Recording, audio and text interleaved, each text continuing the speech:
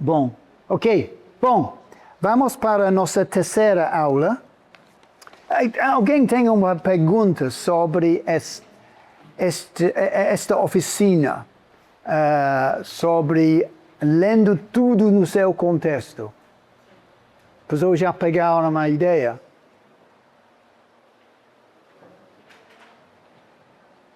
Ok. Bom. Contexto histórico. Desculpe. Contexto histórico.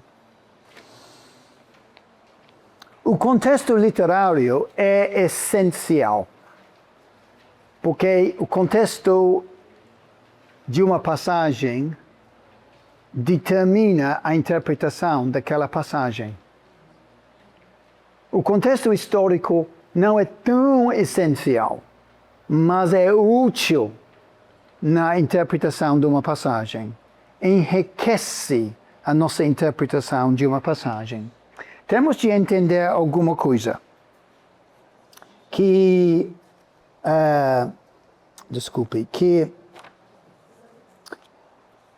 a mensagem de Deus que a gente acha em cada livro da Bíblia era para outras pessoas antes de nós.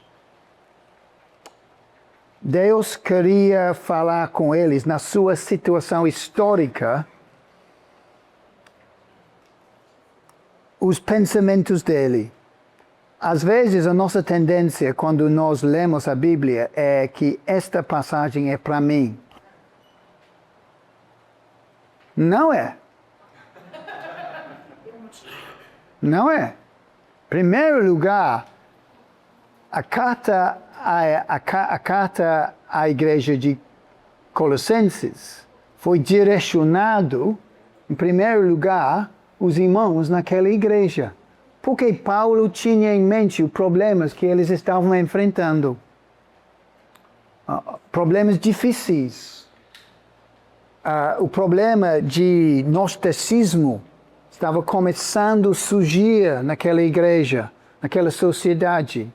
Paulo estava querendo combater esta influência por meio dos ensinos que ele deu para a igreja lá, ok?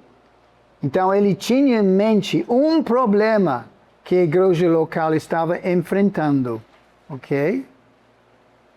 Na mesma coisa, a carta à igreja em Coríntios.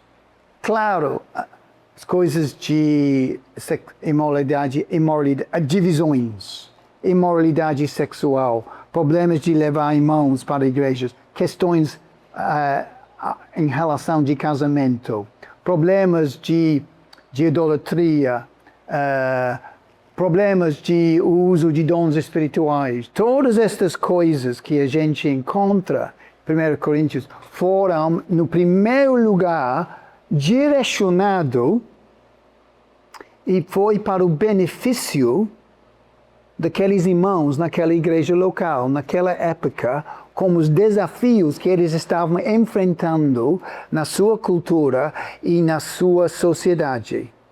Temos de lembrar disso. Mas nós beneficiamos dos ensinos que Paulo deu a estas igrejas, ok?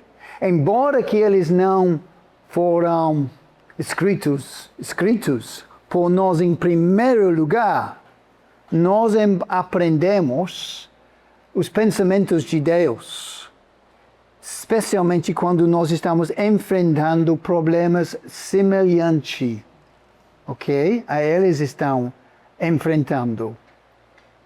Por isso, levando em conta que cada livro da Bíblia foi direcionado aos ouvintes originais, não nós, é útil saber um pouquinho sobre os desafios e problemas que eles estavam enfrentando quando eles receberam estes livros da Bíblia. ok? Por exemplo, eu não sei se vocês têm dificuldade em interpretar algumas partes da lei de Moisés. Eu tenho. Algumas partes eu acho que eu não sei como eu posso aplicar isso para a minha vida. Por exemplo, não cozinha uma ovelha na leite do mãe. A mãe ovelha, filho na mãe. Lembra aquela passagem? Como a gente aplica isso para a gente? Porque eu não cozinho ovelhas em leite. Sabe? E nós temos dificuldade em entender por que Deus falou isto. Por que Deus falou isto para o seu povo? Por quê? É porque Deus está interessado em como um filhote de uma ovelha é cozinhado? Não. Deus não está interessado. Mas Ele está interessado quando a gente segue a cultura pagã das nações em volta. Naquela época, isso foi ligado, esta prática foi ligado com paganismo, com adoração de deuses falsos. O que o Senhor está dizendo? Não segue estas práticas. Não me adora nesta forma. Simplesmente porque as outras nações adoram os seus deuses nesta forma. Ok? Você não me adora assim.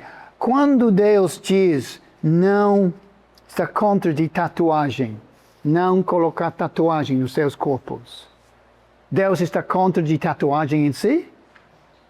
Não.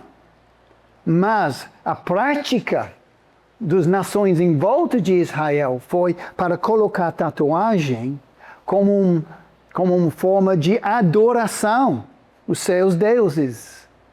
Então o Senhor diz, eu não quero que você se conforme à forma dos pagãos em volta de me adorar. Eu quero que você me adore como eu digo que você tem de me adorar. Ok? Por isso, muitas das coisas que nós encontramos da lei de Moisés não têm muito sentido para nós, porque foi direcionado os israelitas na sua situação histórica, com os seus desafios. Lembrando que o Senhor tinha o mesmo interesse neles como Ele tem em nós hoje em dia. Às vezes nós somos muito egoístas, ou cheio de nós, o Senhor só tem interesse em nós hoje. Não. Ele tinha interesse em todas as gerações. Ele tinha interesse no seu povo 400 anos atrás. Ok? Então, entendendo a cultura e a situação histórica nos ajuda na nossa interpretação, para que a gente não malinterprete a passagem. Ok? Vamos para a parábola do bom samaritano. Lucas 10. Vocês sabem bem. A gente começa a ler a parábola do Senhor em versículo 30. Mas nós sabemos, o contexto começa em versículo 25. O perito na lei queria debater com o Senhor sobre quem está incluído no termo meio próximo. Entendendo a cultura e ensino dos judeus no primeiro século, vocês sabem que os judeus ensinaram que você precisava amar o seu próximo, mas isso não incluiu o seu inimigo. Ok? Sim. Isso foi o ensino dos rabis. Não precisava amar seu inimigo que estava em necessidade. Olha o que Jesus está fazendo. Ele agora vai mostrar ao perito na lei que o termo meu próximo inclui o seu inimigo que está em necessidade. Por isso, o herói na história dele é o samaritano. E vocês sabem, naquela época, no primeiro século, os judeus detestavam os samaritanos. E os samaritanos não gostaram dos judeus por causa desta inimizade dos judeus para com os samaritanos. Sabendo, primeiramente, a situação cultural, religiosa, que os judeus não incluíram os inimigos deles no termo meu próximo. E sabendo que o inimigo pior, não pior, provavelmente os romanos foram os piores, mas um dos inimigos deles foram os samaritanos. Agora, a gente começa a entender com mais clareza o poder daquela parábola, porque Jesus escandalizou os ouvintes, escolhendo um samaritano como o herói. Imagina, o sacerdote, na história de Jesus, o povo pensou, sacerdote chegando, ele vai ajudar. Não ajudou. Então o levita vai ajudar. O povo pensou, na história de Jesus, não ajudou. O samaritano chegou e o povo pensou, agora o samaritano, na história de Jesus, ele vai chutar o judeu. Vai matar mesmo. Também a morte agora vai morrer. Você é cachorro judeu. Morre. Não. Na história de Jesus, o samaritano tinha compaixão. Meu inimigo judeu que está morrendo. Vamos pegar você. Vamos cuidar de você. Vamos levar você no meio animal para um hotel. Vamos pagar tudo das suas despesas. O povo fica escandalizado. O samaritano sendo o herói. Olha o que Jesus estava fazendo, explodindo totalmente esta crença que você não precisava amar seu inimigo. Quando o Senhor foi para perguntar ao perito na lei, lembra o que ele disse? Qual destes três mostrou misericórdia? Qual? Lembra a resposta? Aquele que teve aquele que mostrou misericórdia. Ele nem queria mencionar que foi o samaritano. Tanto que os judeus detestavam os samaritanos. E Jesus disse, vá, faça o mesmo. Naquele momento, Jesus estava totalmente ensinando uma coisa contracultural. Totalmente contracultural. Para nós, hoje em dia, o samaritano é bonzinho. Nós gostamos do samaritano. Ele é bom samaritano. E nós ensinamos esta coisa para as nossas criancinhas. Ele foi bonzinho. Não. Não. Na época de Jesus, ele não era bonzinho. Ok? Entendendo o contexto histórico faz a parábola muito mais poderosa, você não acha? Porque se Jesus diz, vá e faça o mesmo, eu tenho de amar a pessoa que eu mais detesto. Pensa na pessoa que você mais detesta. Agora, em necessidade, você tem, se você quer ser um discípulo de Jesus, que você quer ser um discípulo de Jesus, o que você tem de fazer? Faz o que o samaritano fez com o judeu.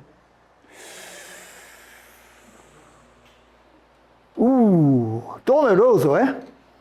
Muito doloroso.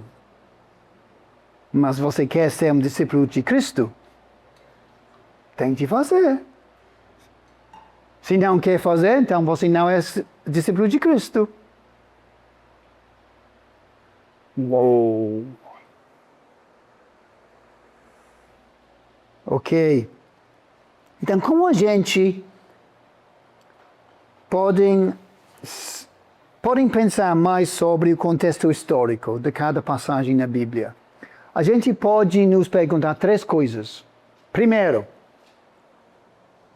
quem é o autor? Aquele salmo famoso de 23. Sabendo que Davi foi um pastor, você não acha Salmo 23 muito mais impactante? O Senhor é meu pastor, nada faltará. E Davi está dizendo, o Senhor me trata como eu tratava o meu rebanho. Ok? Sabendo a história de Davi, que Saul queria matar Davi por causa de inveja, faz alguns salmos sobre, Senhor, socorro, por favor, socorro, estou em grande perigo, os meus inimigos querem me matar, me ajuda, me leva para uma rocha maior do que eu. O contexto foi Davi fugindo de Saul por causa desta inimizade de Saul para Davi. Faz estes salmos de socorro muito mais impactantes, sabendo a situação de Davi. Então, precisa nos perguntar quem é o autor. Agora vocês vão trabalhar, porque se vocês não fazem um exercício, vocês vão dormir. A gente percebe isto. Ok. Qual detalhe da vida de Davi nos ajuda a entender melhor Salmo 51? Por que isso é fácil? Porque você já conhece a resposta. Mas, pergunta mais difícil. Por que em versículo 7 ele menciona hisopo? Hisopo é uma planta. 2 perguntas. Você tem 2 minutos para conversar sobre isso com a pessoa perto. 2 minutos. Um pouco antes que Davi escreveu os 51. O pecado de Davi quando Batseba, né? Quando o profeta vai. Ok. Sim. Ele cometeu adultério com Batseba e assassinou um dos melhores capitães, que foi o esposo de Batseba. Ok. Agora a parte mais difícil. Mas sabendo este pano de fundo de Salmo, posso dizer isso, pano de fundo de Salmo 51? Pano de fundo de Salmo 51. Você não acha que faz as palavras de Davi muito mais tocante? Tem mais sentido. E dá esperança quando se nós caímos, a gente acha que nós não podemos cair, nós ficamos surpreendidos. Às vezes nós ficamos surpreendidos quando alguém de destaque na vida cristã faz uma coisa assim. Lembra, Davi fez. A gente não deve ficar tão surpreendido. Decepcionado? Sim. Surpreendido? Provavelmente não. Nada bom existe no meu corpo. Eu sei. Eu preciso graça todo. Mas isso não faz parte da oficina. Versículo 7. Versículo 7. Por que Davi menciona a planta hisopo? Pode?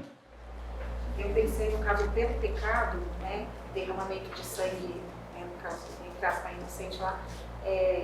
O isopo é uma planta que ele poderia colocar uma roupa suja encardida para quarar no sol e ela ficaria branca. Ok. E aí, no caso, Deus retirar o pecado, né? O sangue de Cristo nos faz isso, né? Nos purifica desse pecado. Sim. Sim. Ok. Só um pensamento. Sim. De onde você pegou esta ideia de... não, sim, de uma roupa que é... Sim. Colocar no sol. Onde? Eu fiquei... Vozes da sua cabeça. porque ele falava-me estarei mais alvo do que a neve. Aí eu pensei nisso, de Ok. você pegar uma roupa suja Ok. e colocar essa planta, no caso, né, para quarar no sol, Ok. lavar Ok. e ela ficar limpa. E como o pecado de Davi era derramamento de sangue, entre aspas, um inocente, né, que não tinha nada a ver com o pecado dele, e ele cometeu essa, né? Sim. E aí ele pediu para Deus essa situação, Senhor, ó, eu tô tão sujo, eu preciso ficar limpo, então me lava completamente. Sim. Então, usando essa forma assim de colocar uma roupa aqui no olho, um balde do sol para parar. Sim. Ok. Não sei se tem nada a ver. Se tem um... Não, mas interessante. Interessante. A sua colocação é muito interessante. É que eu sou faxineira. Hã? É que eu sou faxineira, só pensei. Ok. Não, mas muito interessante. Muito interessante. O sopo era tipo uma planta que era usada na purificação do leproso. Eu acho que deve ter também estava conversando com o Vinícius aqui alguma coisa, não me lembro agora, mas também com relação a passar o sangue nas vergas da porta na Páscoa. Mas eu sei que o hisopo está ligado ao leproso. Muito Eles bom. sentiam o leproso. Muito bom. Lembra disso em Levíticos 13, se eu não me engano. 13, por aí. Para purificar um leproso, ele precisa ser aspergido com sangue usando hisopo. Planta aspergiu o sangue sobre ele para purificar. Olha o que Davi está dizendo. Ele está se colocando na posição de um leproso. Qual foi a posição de um leproso na época de Davi? Exclusão da comunidade de Israel. Davi está assumindo a posição de ser um leproso.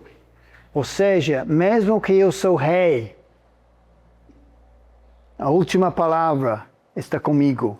Mesmo assim, diante de Deus, eu sei que eu sou como um leproso.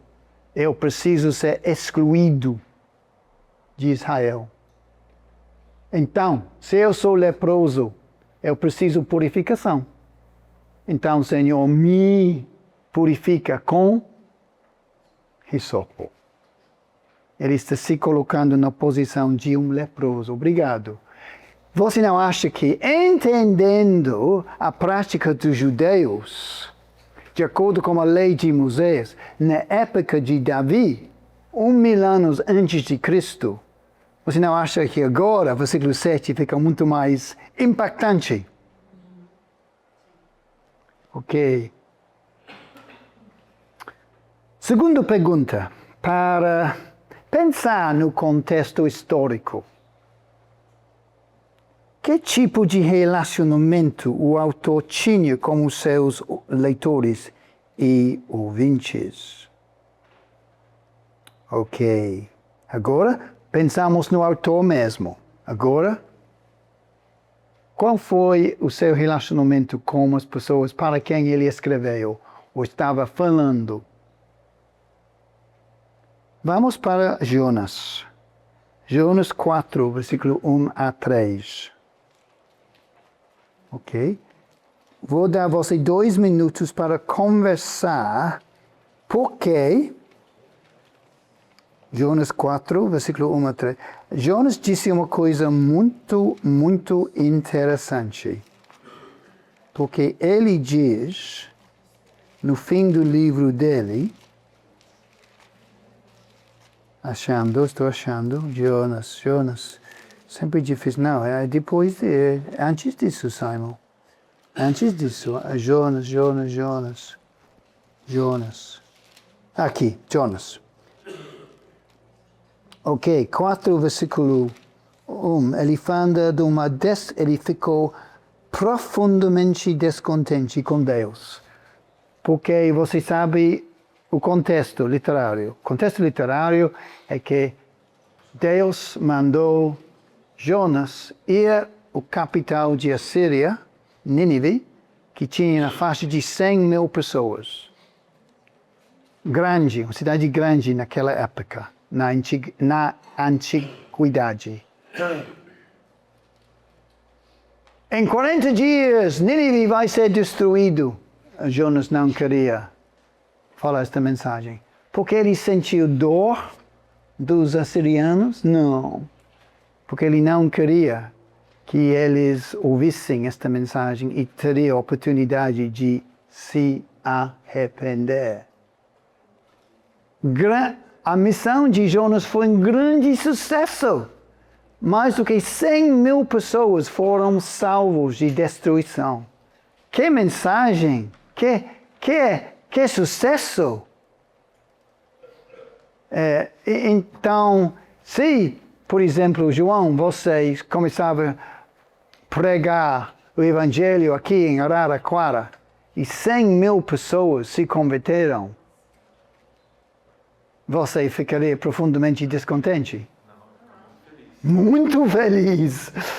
Muito feliz. Você seria procurado por todas as cidades no Brasil para pregar a mesma mensagem. Você seria um herói. Ok, eu quero saber por que Jonas ficou profundamente descontente.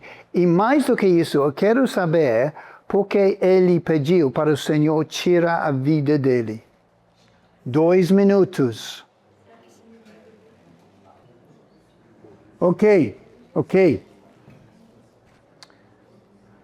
Por que Jonas ficou profundamente descontente? Porque ele disse, agora, Senhor, tira a minha vida, porque é melhor morrer do que viver. Então, nós estávamos falando assim, imagina se alguém vai na cidade que a sua família mora, mata toda a sua família, leva preso sua família, rouba todos os seus bens. Aí Deus fala, agora vai lá e prega para eles, porque eles precisam se converter. Eu imagino que Jonas estava nessa mesma situação em ir lá para mim, que era a capital da Síria, né?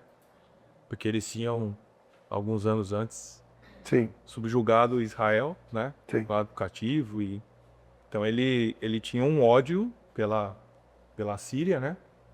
E ele não queria que Deus...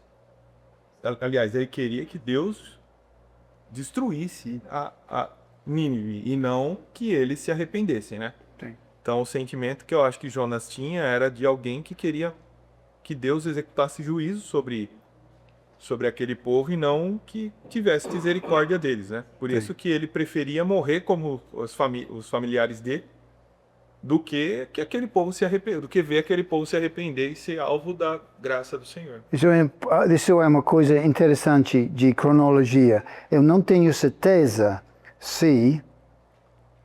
Eu preciso pesquisar isto, mas eu não tenho certeza se Israel já tinha invadido a norte. A Síria?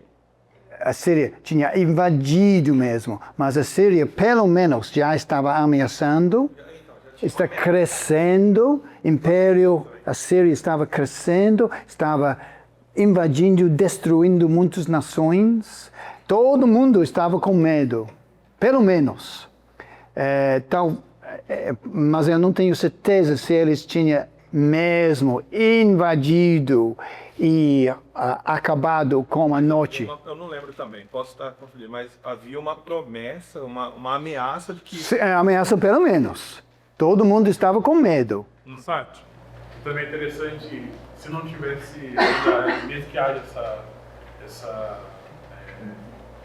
ameaça, a fama dos vocês não era legal também, as coisas que eles faziam, né? Então, digamos assim, vamos supor que Jonas já teria ouvido, e você pegar para ver das coisas que eles praticavam, de tirar, esfolar todo mundo, deixar... Era pesado, assim. Né? Muito pesado. Ele teria que ir lá na cidade, tudo isso.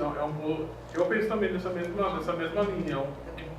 Pesa, assim, voltar o ser humano pensar das coisas que fazendo um pré-julgamento. Sim, não, concordo. Sem dúvida, se a Síria já tinha atacado Israel, não tenho certeza. Mas pelo menos eles estavam ameaçando. E todo mundo naquela região sabia, como nosso irmão disse, que a Síria foi provavelmente a nação mais cruel que já existia no planeta. O que eles fizeram, como o nosso irmão disse, o que eles fizeram para as pessoas, eles invadiram, não dá para explicar.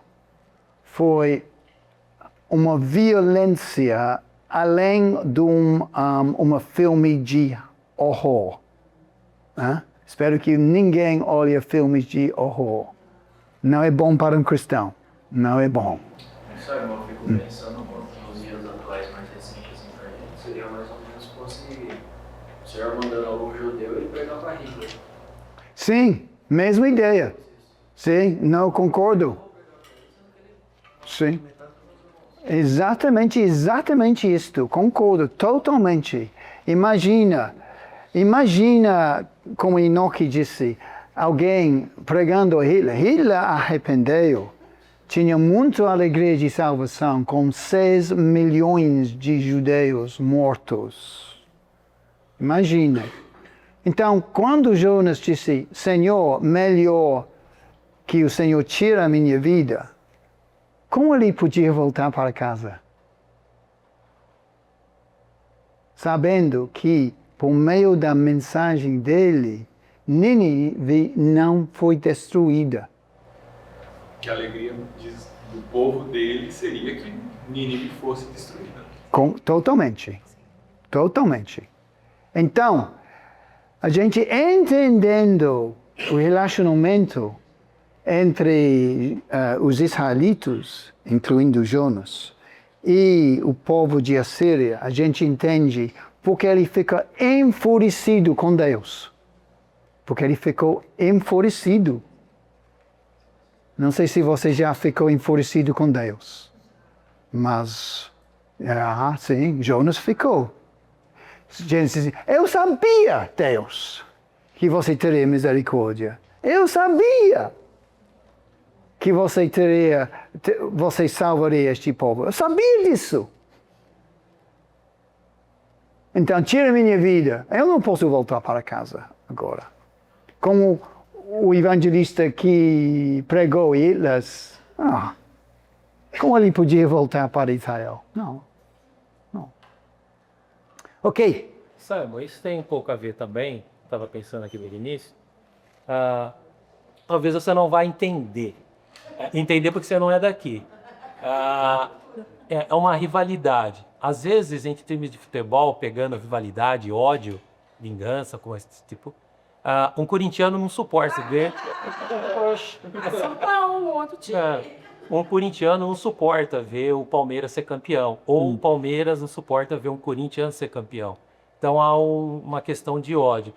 Será que a gente poderia ver em Jonas também alguma coisa assim, que ele diz, né? Eu sabia que o Senhor ia fazer isso. Quer dizer, ele se incomodava com a bondade de Deus. Pela sua natureza odiosa, né? Então, se sentir incomodado. Mais ou menos no nosso dia a dia, assim, quando você vê uma pessoa ajudando a outra pessoa. Você não ajudou, mas a outra chega e ajuda. Nossa, foi ajudar. Sabe, não sei se você vê coisas assim, às vezes acontece com o ser humano. não ajuda a outra pessoa. Por quê? Às vezes tem uma rivalidade, teve uma briga de família, teve alguma coisa. Só que aí fica incomodado quando outra pessoa vai e ajuda, mostrando bondade e amor que eu deveria ter. E passar por cima disso, entendeu? Sobre a minha ira, a minha raiva, a minha indisposição. E aí eu vejo outra pessoa fazendo. Será que em Jonas teria alguma coisa nesse sentido? Eu não quero ajudar porque a tua bondade me incomoda, a tua misericórdia me incomoda. Sim, isso é a Por ideia. isso que eu não fui quando o Senhor me chamou. Sim. Eu sabia que ia terminar nisso. Tu és bom, mas por um lado positivo. Mas sabendo que Deus é bom e que Deus iria aplicar a misericórdia, não foi maior que a minha vontade de morrer. Tira a minha vida, Sim. me mata Sim. de eu ver a felicidade do outro. Sim. Tem isso daí em relacionamentos amorosos também. Sim, pode ser. E Sim, ver a outra pessoa feliz. sim. Como outra pessoa. Pode, a aplicação pode ser, vamos supor que tem uma rivalidade entre duas famílias, porque um membro da família matou a membro da sua família. Então, se você fosse para ajudar a família ruim que matou alguém da sua família e mostrou misericórdia e amor cristão, o restante da família, o que você está fazendo? Fica difícil. Então, sim, tem essa ideia. O amor é muito forte, né? Sim, Para conseguir. sim. O desafio de Jonas não é uma historinha para crianças. Não é. É uma historinha para a gente em relação da nossa atitude para com pessoas que nós achamos são além são pessoas cruéis demais, que nós detestamos. É uma lição para nós, a nossa atitude. Nós temos a mente de Deus ou temos a mente de Jonas? Isso é o desafio de Jonas. Então, Deus quer que nós olhamos as pessoas por meio da lente dele, por meio da mente dele. É muito desafiadora, muito. Ok? E a gente estava conversando aqui também sobre a pergunta de cima do samaritano. Não era esperado que ele fizesse e ele fez. E Jonas, que era esperado que pregasse, né, por ser um pregador, ele não fez, ele se irou, né? Então, acaba que ele, olha a diferença, o samaritano que não era esperado que fizesse, fez e ajudou, né? Sim. E ele, que era esperado que fizesse, agiu com ira, né? A diferença é que, no caso do bom samaritano, foi uma história de Jesus, que ele inventou. Mas no caso de Jonas, foi uma narrativa histórica. Desculpe. Não, de mente, a gente pensou aqui também sobre isso, né? Deus tem uma mente diferente e Jonas era um missionário. Só que quando Deus chamou também Jonas, uma missão, era para ele mudar a mente dele e ter a mesma mente do Senhor, né? Porque assim, às vezes a gente não está com essa conexão. Inimigo é inimigo, né? Tipo, eu não quero. Mas ele merece ouvir quando todos merecem ouvir. Então, assim, ele tinha que mudar esse pensamento dele, porque Deus conhece o coração, poder chamar outra pessoa, né? Enviar, mas enviou quem? E ele, porque sabia que nele não havia perdão para o Nínive, no caso ali, né? Sim. Até pode ser que até com outras pessoas também ele agia daquela forma. Então, pegou um povo totalmente cruel, né? Muito cruel, para que ele usasse dessa misericórdia que Deus tem, ele também teria que ter, né? Sim. A mente de Deus, né? Sim. Mas a gente não está assim, Sim. desse jeito, né? Sem entender o contexto histórico e a atitude e o comportamento do povo de Assíria, sem entender isso, Jonas seria um livro um pouco estranho. A gente não entenderia a atitude de Jonas. E também a gente não seria desafiado sobre a nossa atitude também em relação de pessoas que nós conhecemos, que nós detestamos, ou nossa família detesta.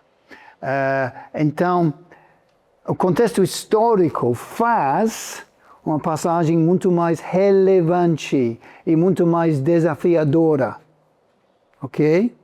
Pode-se falar que Jonas também acabou se igualando a eles. Acabou? Se igualando a eles. Ok. Pela ruindade do coração. Ele não cometia o crime, mas no coração dele era a mesma coisa. Verdade. Pior que eles, né? Porque se você for ver, quando a pessoa não é ali convertida, qual a reação de qualquer um? Fazer o que você pode fazer o que quiser, da maneira que quiser, do jeito que quiser, não é? Quando você se converte, a reação deveria ter sido outra, né? Porque diz, Cristo vive em mim. Sim. E nós não praticamos isso. Sim. Quando tudo tá bom, tá bom. Quando tá ruim, a gente age da maneira como ele agiu. Sim. Então, devia ser transformado o coração por inteiro, né? Sim. Às vezes não acaba acontecendo isso. Sim. Aí a gente acaba Sendo, em prática, vendo algumas coisas que não deveriam estar. sendo convertido, às vezes incomoda a gente. Quando a gente não é convertido, a gente não fica incomodado. Quando a gente está salvo, a gente fica incomodado, é? Sinal de salvação. Ok? Bom, entendendo o contexto histórico nos ajuda. Ainda com esta segunda pergunta, por que Pedro ficou tão triste com Jesus quando o Senhor lavou os pés dos seus discípulos em João 13? Olha a reação de Pedro. Foi uma reação muitíssimo forte. Olha, você tem 1 minuto para conversar sobre isto. Por que Pedro reagiu de uma forma tão forte? Senhor, nunca, nunca, nunca vai lavar os meus pés. Por quê?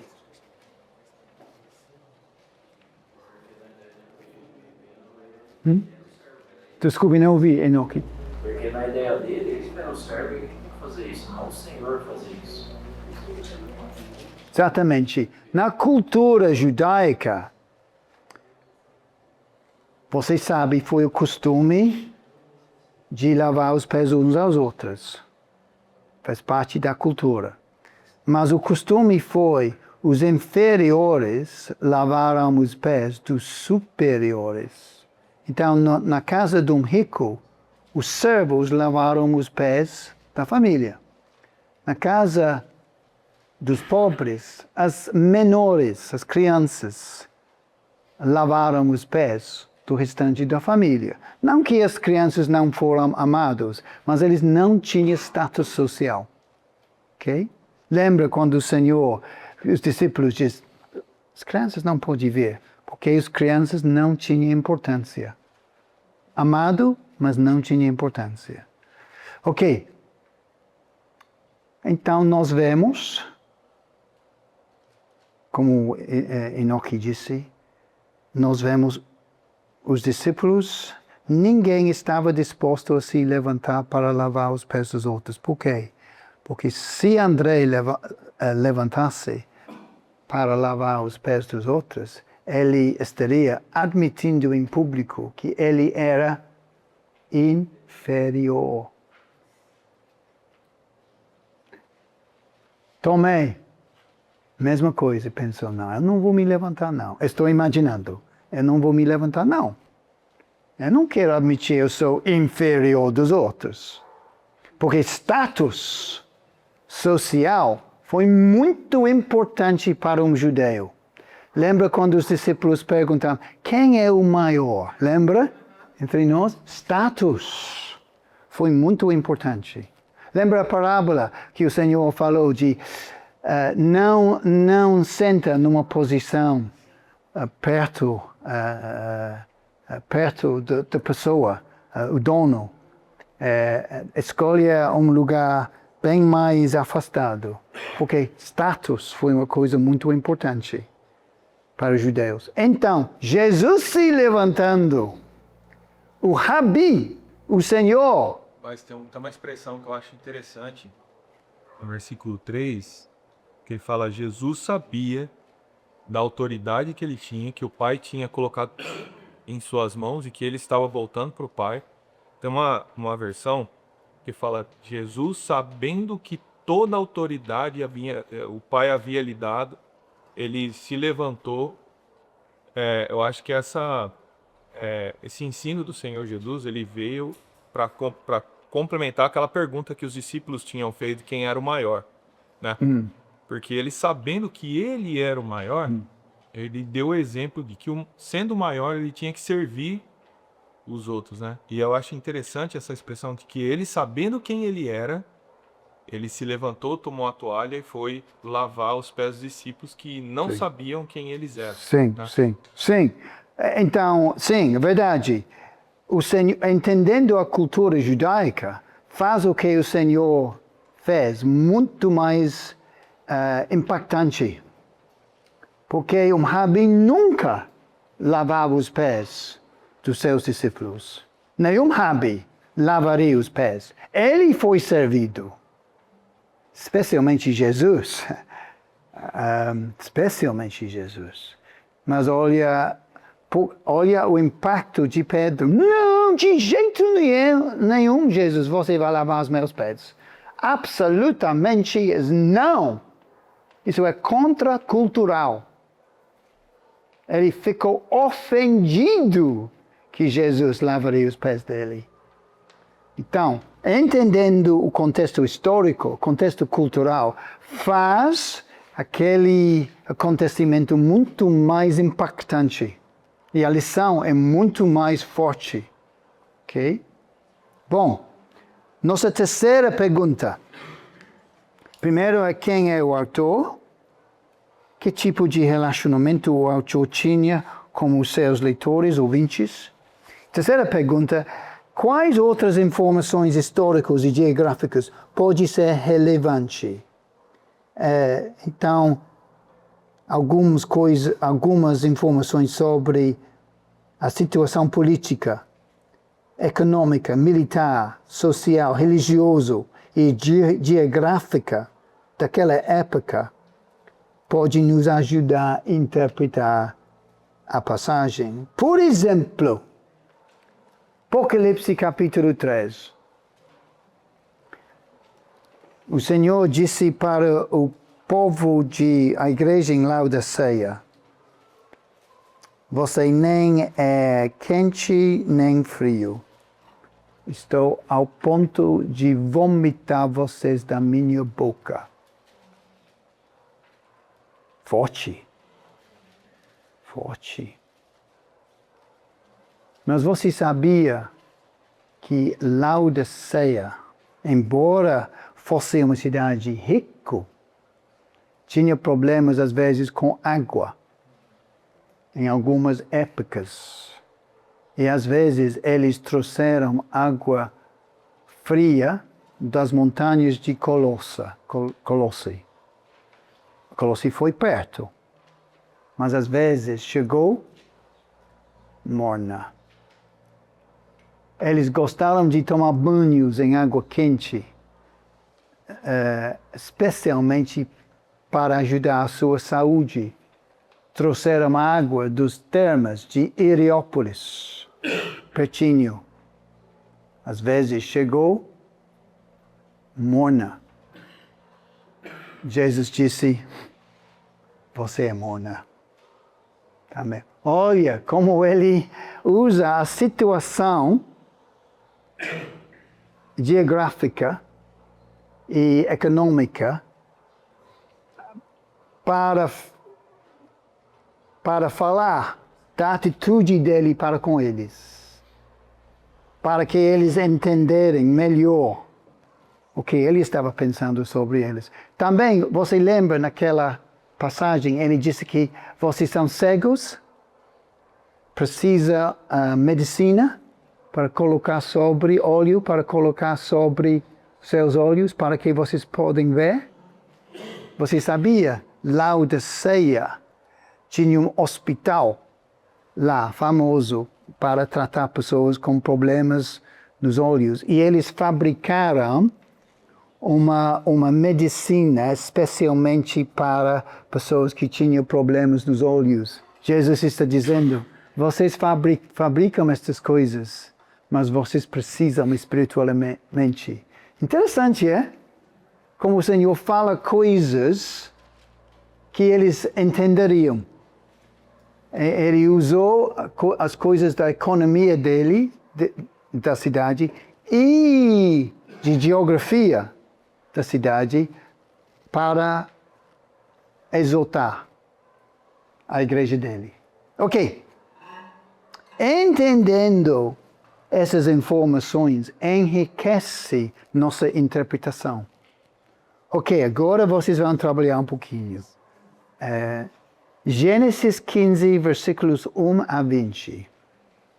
Porque Deus queria que Abraão cortasse alguns animais em pedaços e porque ele queria que Abraão criasse um corredor de animais sacrificados. E porque Deus depois passou no meio deste corredor de animais sacrificados. Por que Deus fez isto? Pergunta. 5 minutos para conversar sobre isto. Não conta pra gente agora. Então, nos ajuda. Leonardo vai ajudar. Leandro, desculpe. Essa forma de dispor os animais, né, de partidos ao meio, fazia parte de era como se fosse um ritual ou um tratado, um acordo, uma aliança que é firmadas entre duas partes, né? E o fato de partir o animal para os animais e as duas pessoas passarem pelo meio, um estava dizendo para o outro, olha, se eu quebrar a aliança, esse pacto que a gente está fazendo, que aconteça comigo, né, ou com você, o que aconteceu com esses animais, né? Então, quando o Senhor fala para Abraão, ele pede uma confirmação, como que o Senhor vai me dar a promessa, a descendência e tudo mais? O Senhor fala para ele, pega os animais e parte, ele já sabia, bom, então eu vou passar e Deus também, a gente, nós juntos aqui, só que só o Senhor é que passa. Né? Sim. Então, isso demonstra, era Deus falando para Abraão assim, olha, eu não preciso de você para aquilo que eu vou fazer, para o cumprimento da promessa. Depende só de mim, né? Como se o Senhor estivesse se colocando ali, né? Como sendo a maior... Deus usa a si mesmo, se pudesse dar essa expressão, como um selo, né? Abraão, eu vou cumprir aquilo que eu tô prometendo para você, né? Então, esse ritual tinha essa conotação, né? Sim, concordo totalmente. Às vezes nós queremos achar uma interpretação mística. Às vezes querem alegorizar, espiritualizar. Não precisa, não. Deus fez isso, como o Leandro disse. Ele estava usando a cultura daquela época, no tempo de Abraão, para entrar num contrato ou aliança. O povo tinha este costume de fazer isto. Foi uma coisa pública. Como se fosse, não sei, você vai a um cartório e você tem uma assinatura de alguém que tem qualificações, ele carimba um documento.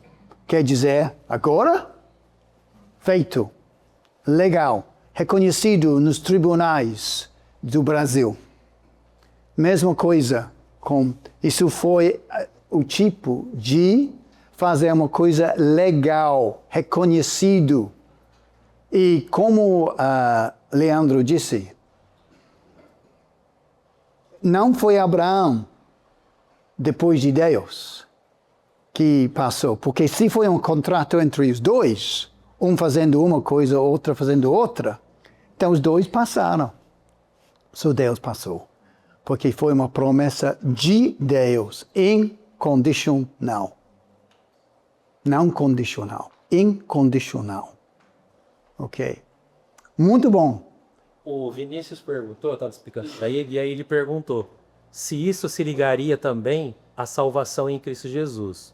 Eu disse que sim, porque não depende de nada para a gente obter a salvação, é só por graça. É uma aliança que Deus fez no sangue de Cristo. 2 perguntas. Sara não estava sabendo disso e nem Abraão, para depois entrar Agar, que a gente estava falando aqui. Aí vem Ismael, ele faz a aliança e ele não entende a aliança, Abraão, porque depois ele concorda com a ideia e tal. E os adventistas? A salvação é em Cristo Jesus, e mesmo assim eles têm que se manter em obras, tudo. Deu para entender ou não? Sim, acho que tem 3 perguntas.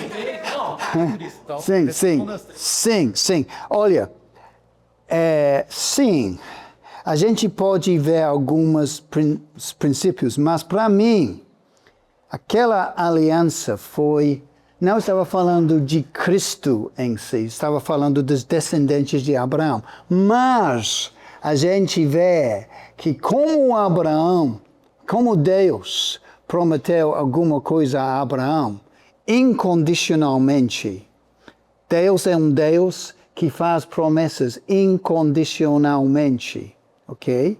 Ele não esperava alguma coisa de Abraão. Veio da mente de Deus, não veio da mente de Abraão. Deus disse porque ele queria dizer, não porque ele precisa. Ele queria fazer esta promessa. Então, nesse sentido, você pode falar de graça. Mas ele entendeu? Ele entendeu? Ele entendeu, mas facilmente nós esquecemos. Você não entendeu que Cristo morreu por você, mas você sempre vive como Cristo morreu por você. Ou não? Nós entendemos, mas não vivemos. Abraão entendeu, mas a gente não sempre vive o que a gente entende. Sim. Isso é problema. Ok. Concordo, professor. Concordo? Mais ou menos? Mais ou menos, ok. Talvez menos do que mais. Ok. Bom, podemos afirmar que os discípulos não tinham leitura por causa de Atos 4, versículo 13? O que vocês acham? Podemos dizer que eles não podiam escrever ou ler, não tinha nenhuma instrução?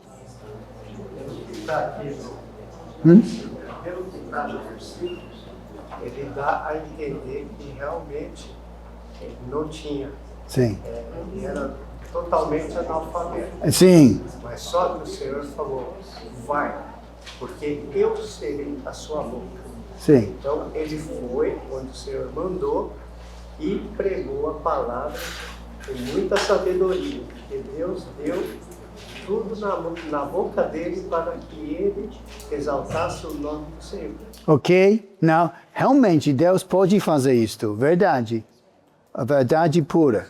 Mas neste caso, quando diz que os homens, os religiosos, os estudiosos, os chefes da religião, que foram ensinados pelos rabis nas escolas dos rabis, que foram instruídos em teologia, como se fossem alguns pastores, têm podemos dizer, mas Simon, você não tem instrução.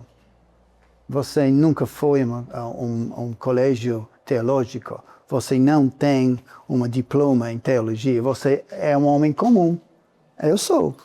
Eu não tenho nenhuma formação em coisas religiosas, em coisas cristãs. Podemos dizer que eles não foram ensinados aos pés de Gamaliel. Sim. Eles sabiam, todo judeu, homem, sabia como ler, como escrever. Eles tinham uma educação básica.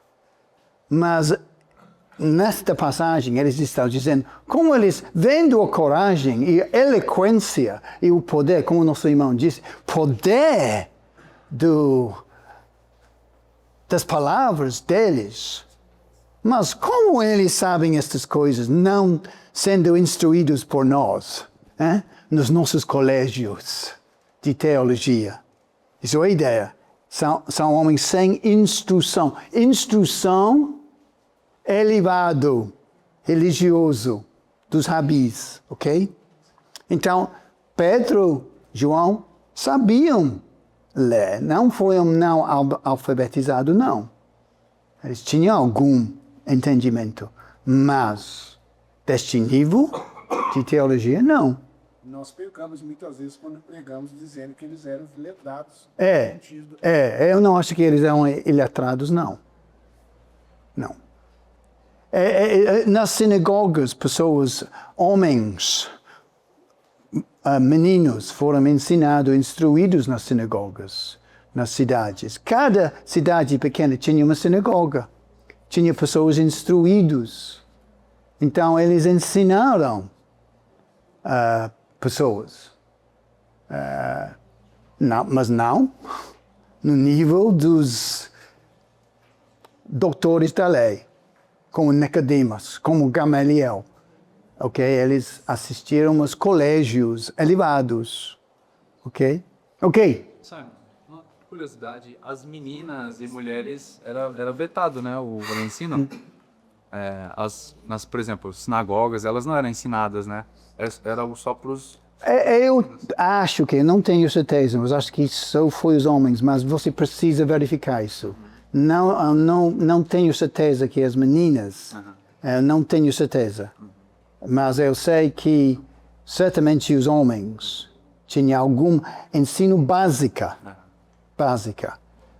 Talvez as mulheres também, por isso eu não quero dizer sim ou não. Da educação básica, ok? Mas eu penso que talvez, o senhor comentou isso, né? Eu não tinha o estudo que a gente tem, tipo a faculdade, superior, educação básica, né? Mas porque daí o versículo até, eu acho que fica até mais forte, quando ele tem uma educação básica, bem básica mesmo, e eles se surpreenderam com a fala deles. Sim. Tanto com a fala, né? Eu acho que o tio Zé falou um pouco, eu não ouvi tudo que o tio Zé falou, não deu para ouvir aqui. Mas tanto no poder que o Zé falou do poder, né? No poder do Espírito Santo, né? No poder na realidade ali, Jesus estava com eles, né? Então o Espírito não tinha descido ainda. Mas no poder do Senhor mesmo, né? De fala coerente, né? Coerente, fluente, né? E com ousadia e poder. Sim. Eu acho que os religiosos, os chefões, ficam admirados da capacidade que eles tinham para se expressar os verdades do Evangelho, pensando, mas estes homens não foram instruídos nas nossas faculdades. Como eles falam com tanta eloquência, com tanto poder. Seria mais ou menos o que você já falou. Como Estevão falando, ligando o Velho Testamento com Jesus. Sim. João falava, ouvidos, como Ana Paula diz, pelo Espírito Santo fazendo essa ligação. Eles falavam, mas espera aí, é isso? Como assim? Eles admiraram do poder da eloquência. Sim. É assim. Sim, exatamente. Não se eles eram ou não sabia falar direito. Não era essa a questão. Não. Ou iletrados e incultos com relação à Torá. Mais ou menos por aí, né? Sim. Esquece, cara. Sim. Para dizer que eles foram não alfabetizados, acho que... Isso, não é isso também. Não. Acho que não é a intenção de Lucas. Aquilo que eles conheciam, que só estou falando por isso, andaram com Jesus. Sim. Jesus era mestre.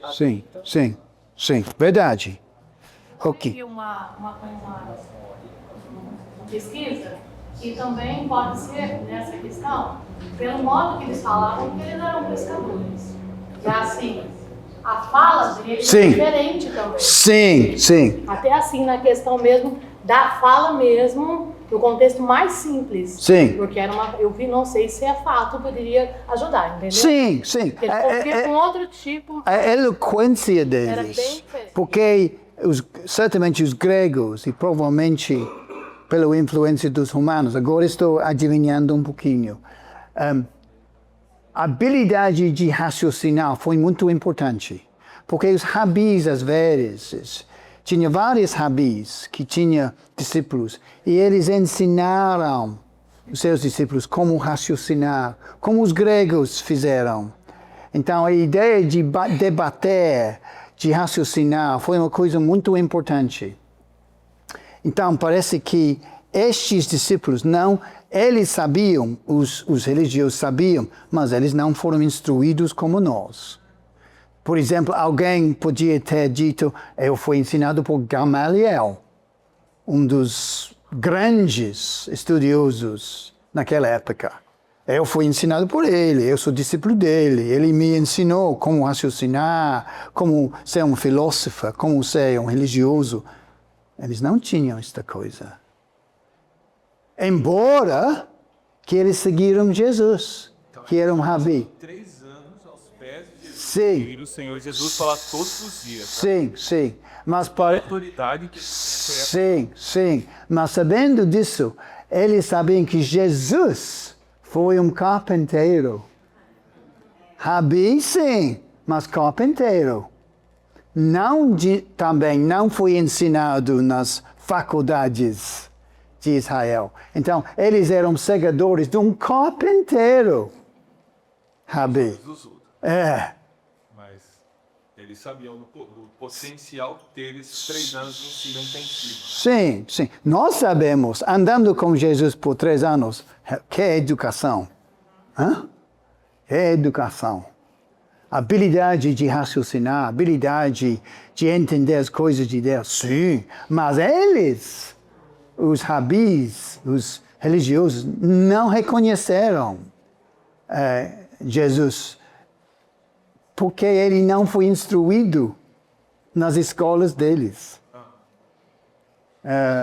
Tanto que depois eles vão escrever as cartas. Sim. Na cultura. Sim.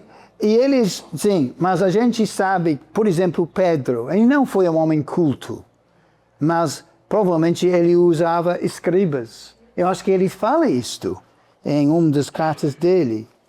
Ele fala, vamos ver. Não, isso foi Jeremias, hein? Não, então, Baruch que escrevia. Ok. Escriba. Sim. Qual é a diferença do Baruch e do escriba? Um momentinho. Vamos ver. Acho que primeiro vamos ver. Mas eles tinham escribas para falar. O Paulo. Sim, ele usou pessoas. Pedro apóstolo. Não, mas não importa. Eu acho que Pedro tinha um escriba para ajudar a escrever as cartas dele. Ok. Silvano, isso mesmo, Silvano. Provavelmente um homem mais culto em grego, mais culto. Ok. Simon, tinha a questão também que na época eles sabiam até 30 gerações passadas de cada pessoa, né? E na época eles sabiam as gerações passadas de cada pessoa. E possivelmente os discípulos tinham uma geração assim que fala, nossa, João tinha um descendente lá que aquele lá era bom, não. Eram pessoas comuns, então Sim, eles levavam tanto em não consideração tudo isso, né? Sim, eles sabiam quem passou pelos colégios deles. Não foi uma população grande como hoje. Então, verdade, eles sabiam a história. João, especialmente porque ele foi conhecido pelo sumo sacerdote, lembra?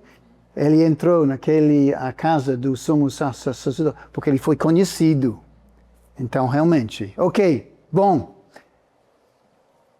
Para terminar, 3 horas, você disse. Sim, ok. Ok. Provavelmente vocês estejam pensando, mas tudo bem, Simon. Bom entender que pegando essas informações sobre o contexto histórico, enriquece o nosso entendimento do livro. Mas de onde a gente pega estas informações? Boa pergunta. A Bíblia em si é um livro cheio de práticas e conhecimento destas coisas. Por exemplo, se você quer saber alguma coisa sobre a época dos profetas, porque os profetas, os profetas profetizaram numa época bem curta de 300 anos, entre a 5º século antes de Cristo, a 8ª e a 5, entre os dois, antes de Cristo. Um período de 300 anos. Se você quer saber um pouquinho sobre o contexto histórico de cada profeta, você pode ler 1º e 2º Reis, 1º e 2º Crônicas, porque dá informações sobre a condição da nação de Israel e Judá, ok? sabendo quando o profeta profetizaram. Às vezes, a profeta diz, ou o livro diz, durante o reinado de... Então você pode ir primeiro, segundo Reis, primeiro, segundo Crônicos, e descobrir a situação naquela época. Mas tem duas fontes muito úteis para entender o contexto histórico. Os comentários modernos, comentários que não são devocionais, mas são mais analíticos, eles muitas vezes focalizam no contexto histórico.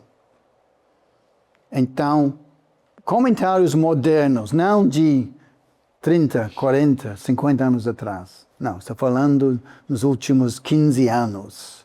Eles focalizam muito mais no contexto histórico para a gente entender o livro da Bíblia que eles estão analisando. Então, útil ter comentários modernos. Mas a coisa mais importante, eu vou sugerir, é que vocês compram, se tiver condições financeiras, um livro chamado Dicionário Wycliffe. Eu já coloquei na apostila. Dicionário Wycliffe. É um dicionário escrito por mais do que 200 escritores. Muitos deles são historiadores. E são realmente estudiosos. Então você vai pegar muitas dessas informações que eu já mencionei. Eu não sou inteligente. Eu dependo destes livros. Eu não tenho recursos para pesquisar sobre estas coisas. Eu preciso destes livros para me ajudar. Eu não falo as línguas originais. Eu não tenho acesso às coisas dos estudiosos, ok? Então, este livro é muito bom e vai dar muitas informações sobre o contexto histórico de cada livro da Bíblia, de pessoas, de cidades. Por exemplo, as informações de Laodiceia, eu mencionei. Você vai achar no dicionário Wycliffe, ok? Acho que sai por mais ou menos R$250. Não é barato, mas quando você está se aniversariando, se você gostaria de ter um presente para Natal, peça aos seus familiares para juntar os seus R$50 e comprar este dicionário por você. Outra coisa que eu sempre menciono, talvez seja boa ideia para a igreja local ter uma biblioteca que tem comentários modernos e estes livros, como o dicionário Wycliffe, que os presbíteros acham que são confiáveis. E as pessoas na igreja que não têm condições para comprar essas coisas, pode usar estes livros para melhorar a sua interpretação das escrituras. Ok. Alguém tem uma pergunta? Sabe, sobre as ferramentas de estudos, você já usou Logos? Conhece o Logos? Não. Não? Não. Isso tem muito mapas também, parte ok. também. Online. Online, ok. Talvez seja melhor. Eu gosto de coisas de papel. Eu também. Eu sou velho. Online é bom, mas para nós que não gostamos de passar muito tempo em frente do computador. Mas online, tem muitos recursos online. Cuidado com Google. Cuidado, porque você não sabe a fonte das informações. Melhor tem Logos, tem o dicionário Wycliffe, que são fontes de confiança. Ok?